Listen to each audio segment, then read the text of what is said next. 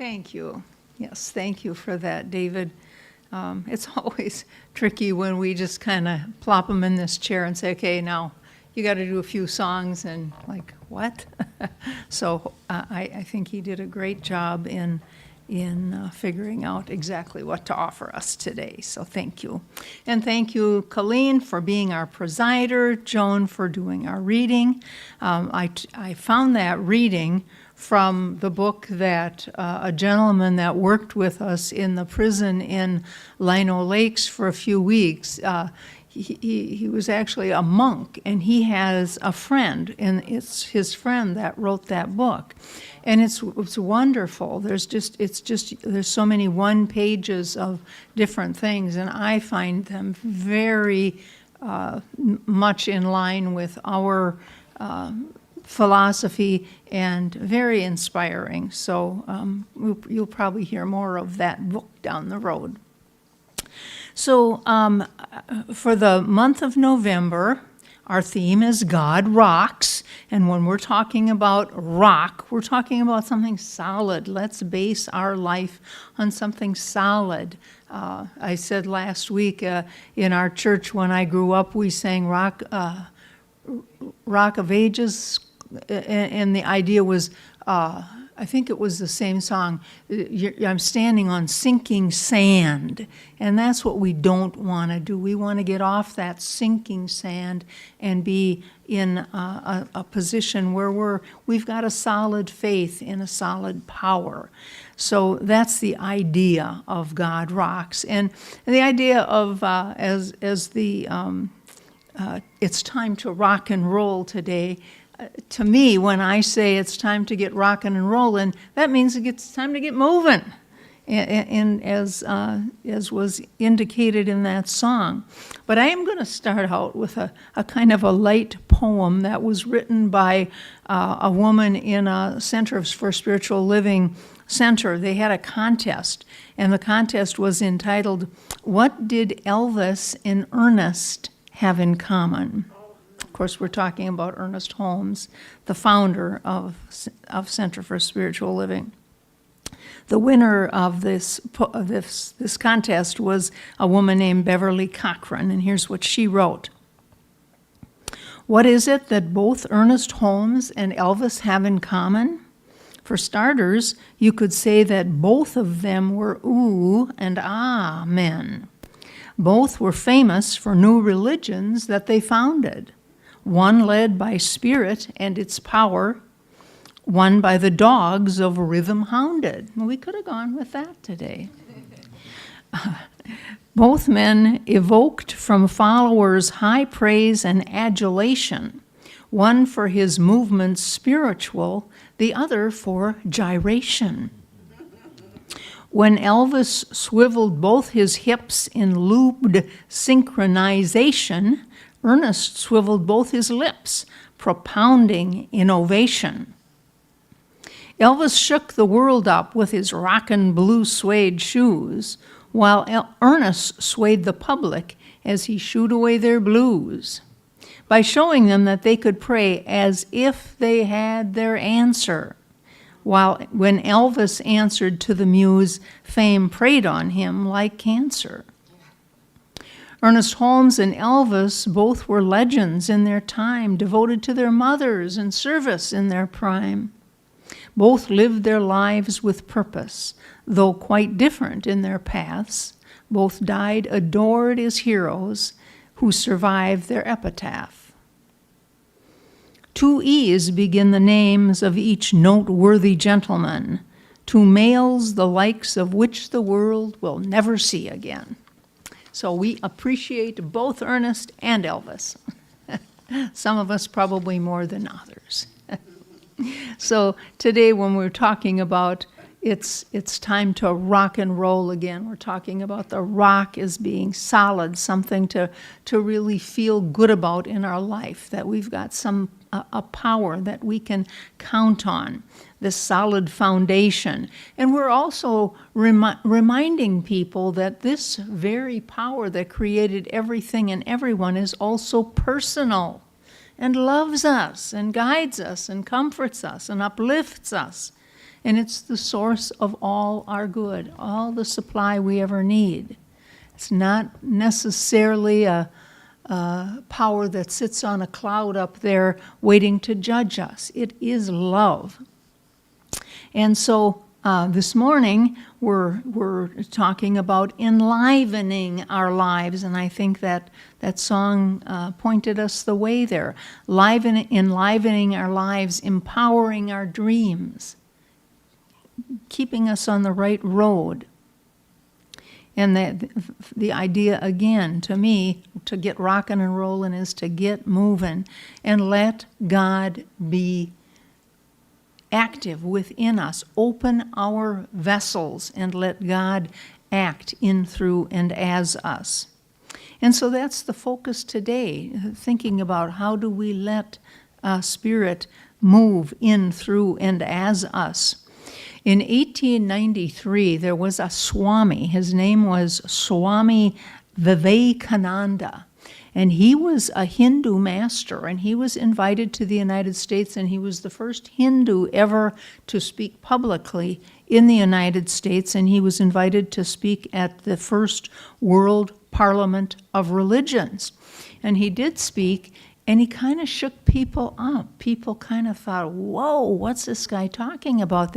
Some of them called him a heinous blasphemer. So what did he say? He told the story of a lion that was raised by a flock of sheep.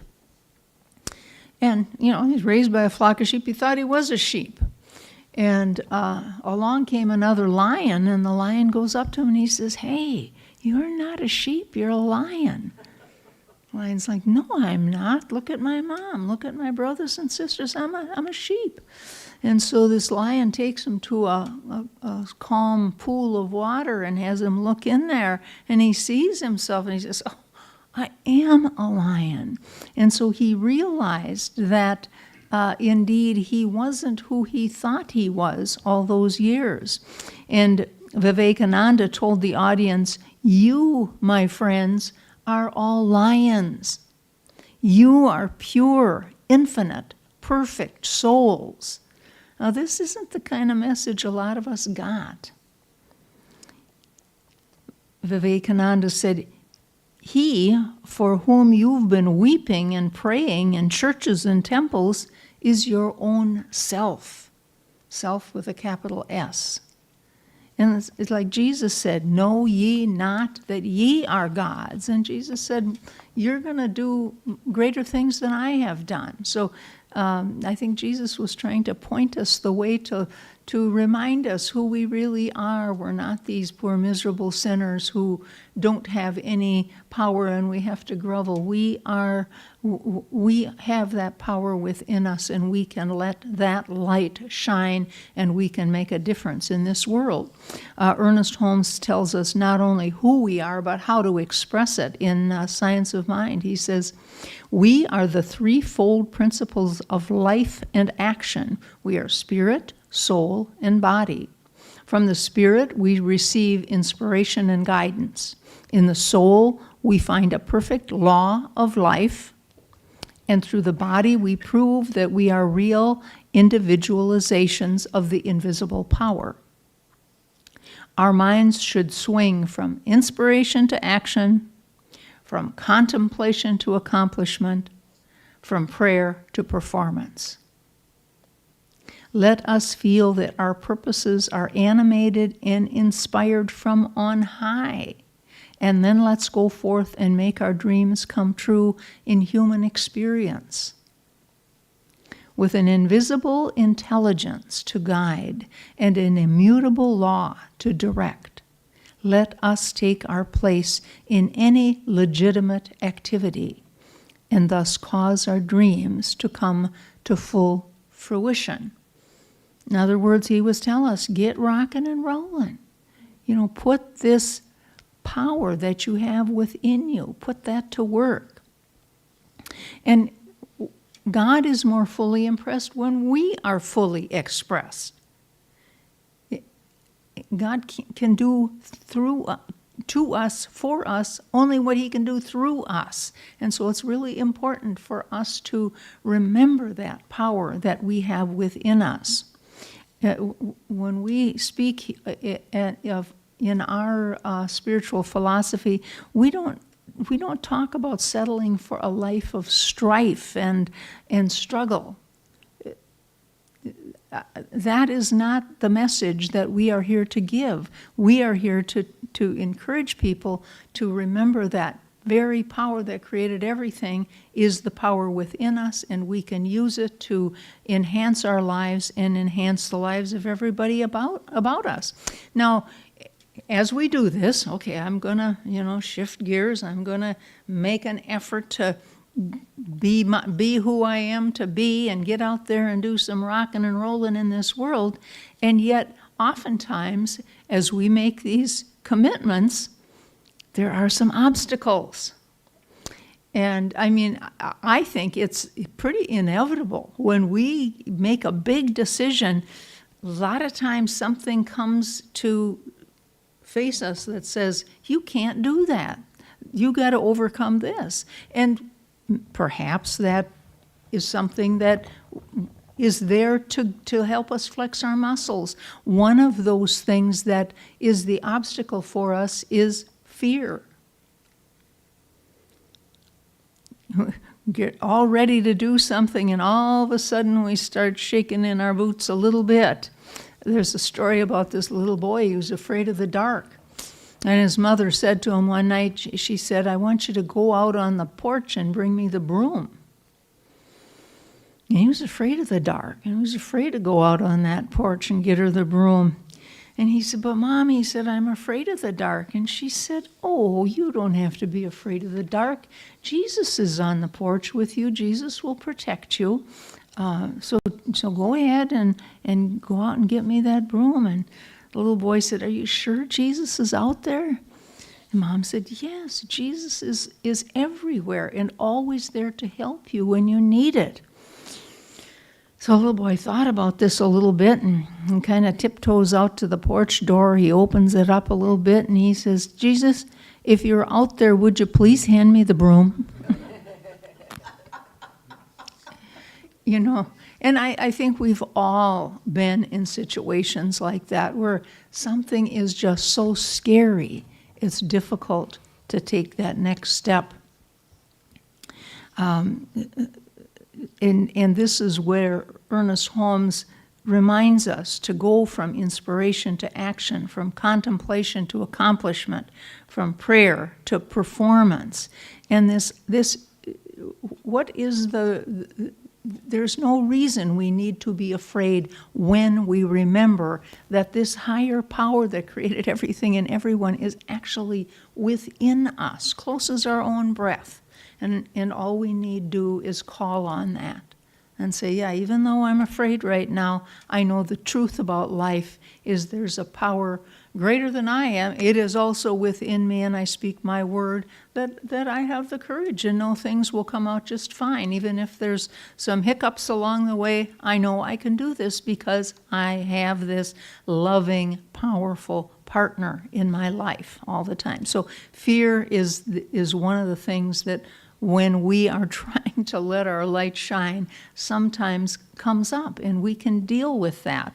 Another thing is sometimes we don't think we know. Like, people say, well, what's your purpose in life? I don't know. I go to work, I come home, I eat, I do the dishes, maybe take the kids to a soccer game or something, I come home, I go to bed, I get up. Where's the purpose? Where's the purpose in my life? People don't have a lot of people don't have a real firm grip on what they're here for. And they're kind of back and forth as the things in life that happen to them.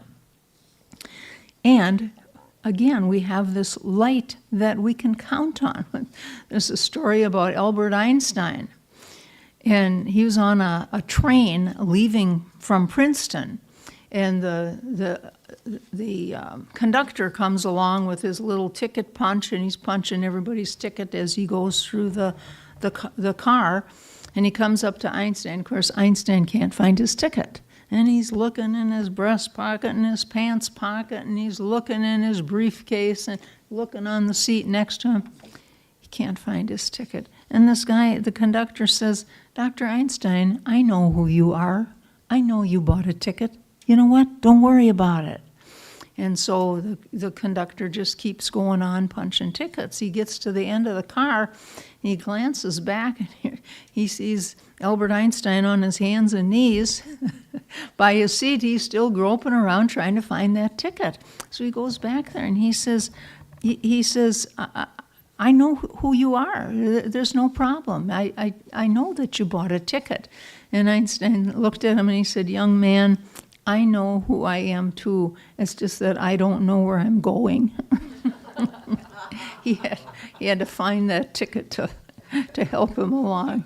And I think we all get to that point sometimes, don't we? Where we're just not sure we're on the right path.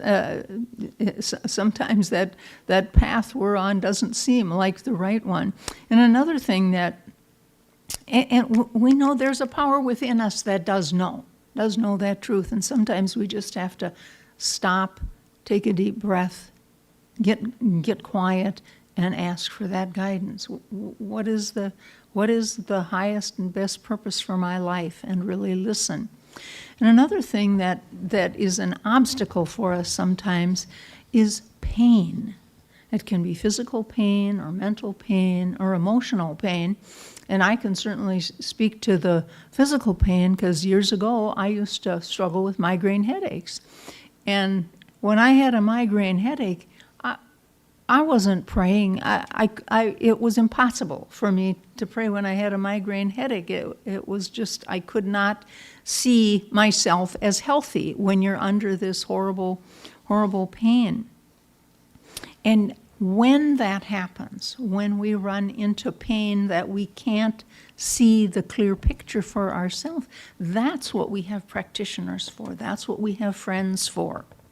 And that's when we reach out and say, here's what's going on in my life. I can't see the good at the end of this tunnel. Please help me to see myself as healthy, whole, and complete, physically, mentally, and emotionally. Let a practitioner do that for you. And we've got practitioners here in our center that is exactly what they do. And this kind of service that we offer can change your life, can really change your life when you've got a difficult situation that you cannot seem to see the light at the end of the tunnel. Somebody else can see it for you. In the book of Isaiah, it says, "They that wait upon the Lord shall renew their strength. They shall mount up with wings as eagles. They shall run and not be weary. They shall walk and not faint." They that wait upon the Lord. And we are always waiting for something, right? You wait for the light to change. You wait for the weather to change. You wait for the right relationship to come along. You wait for the cable guy, whatever it is.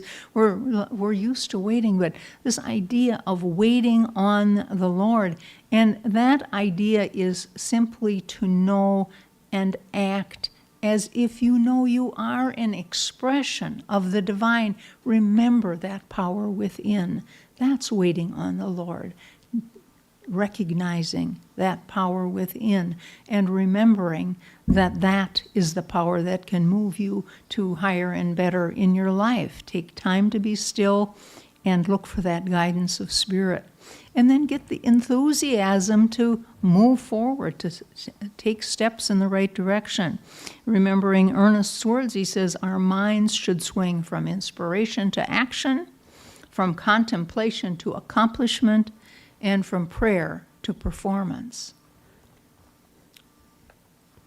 And again, sometimes we think we're on the wrong road. We've asked for guidance, and all of a sudden we find ourselves on this strange road, and we think, what am I doing here? This is not exactly what I had in mind. And it brings to mind the story I told you a few weeks ago about the book A Prayer for Owen Meany. Owen Meany was this little guy that was kind of underdeveloped. I don't know what his illness was, but he was very small for his age. And for some reason, he and his friend John seemed to be impelled, urged from within to do something very strange. It didn't make any sense. And it was to practice a certain shot. They called it the shot. And it had to do with, they were on the basketball court, and John got the ball bouncing in the air, and somehow he lifted up this little guy, Owen Meany. Owen Meany caught the ball. Then John took him over to the basketball net, and Owen Meany dunked them. That was, it was a little complicated, but that they practiced it over and over. And for what? For what? They didn't know, but they didn't really seem to question it. They just knew they were impelled to do this over and over and time it and do it certain. They wanted to get it under a certain number of seconds. And then toward the end of the story, we realized that what the shot was all about was that basketball indeed was a grenade. And when Owen Meany got this grenade and John picked him up, and Owen tossed it out the window and saved many, many lives. Now, this is a story, but I think it really speaks to what we're talking about today, that sometimes we think we don't know. And yet, if there's that urge within us, let's face it, some people are they don't know anything about horses, but Mom and Dad, I need to have a horse, and I want lessons, and they push. There's something within them, or to paint, or to study a certain poetry, or something like that. There's an urge within us. It's really important for us to listen, because that urge comes from our higher power. So I think it's time for us to think about following those nudges, taking some action, letting our littleness go, and really step into the power that we have in, through, and as that power within us, letting God be God in you. And if you are looking for a little homework to do this week, I would suggest you think about something that maybe's been niggling in there. I really would like to do this, but I've really learned how to play the guitar, but I just have never, it's been 50 years, I've never. Think about something that you've always wanted to do and maybe get started on it. Just consider that a little bit. And of course, one of the ways that we help ourselves when we have a project or something that's meaningful to us coming up is to do it in an attitude of gratitude. Anytime we start anything, and Jesus, I think, when he prayed, oftentimes started his prayers thanking God for the result. And that's, I think, something that it's important for us to do. So today, after the service, we're going to do a little, what we call an extra shot. And we've got some rocks. And on those rocks, we're going to write a word of gratitude. And I would recommend we write a word of gratitude that is something hard for us to remember. Like, I'm not going to write my kids on there, because I remember to be grateful for my kids. But one of the things when I was doing this exercise for myself and just kind of practicing it, and I'm going to go through a mini meditation with you, so you can spend just a moment kind of settling in and thinking, what word do I want to write down on this rock? The word that I came up was opportunity. I'm gratitude, and I oftentimes I have a gratitude book that I write in every morning, and oftentimes I notice that I am grateful for the opportunity to go to my dream group. I'm grateful for my opportunity to be in the Optimist Club. I'm grateful for the opportunity to spend time with my relatives. So that's what I'm going to remind myself of, just being grateful for the many opportunities I have in my life. So I would ask you just to maybe take a moment here and just relax into your chairs and take a deep breath and just open your mind to what is that thing that it's important for you to consider gratitude for in your life. Maybe something that isn't top of your list all the time, but it's important. And just listen. The universe is always broadcasting. Let's just listen to that voice.